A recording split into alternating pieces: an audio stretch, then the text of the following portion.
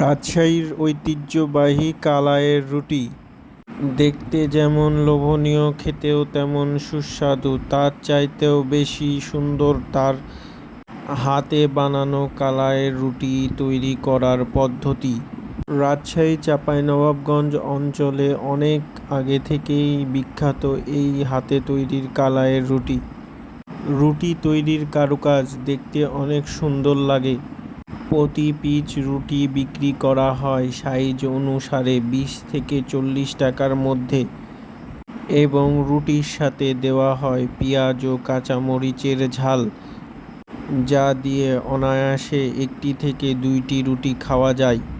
সাধারণত একটি রুটি খাবার পরে আর পেটে দ্বিতীয় রুটি খাওয়ার জন্য জায়গা থাকে না, কিন্তু ছোট ছোট রুটি বানানো হলে দুইটি অনায়াসে খাওয়া যায়। তাই ঐতিহ্যবাহী এই কালাইয়ের রুটি খাবার জন্য রাজশাহীতে অবশ্যই আসতে হবে এবং খেয়ে দেখতে হবে কেমন স্বাদ।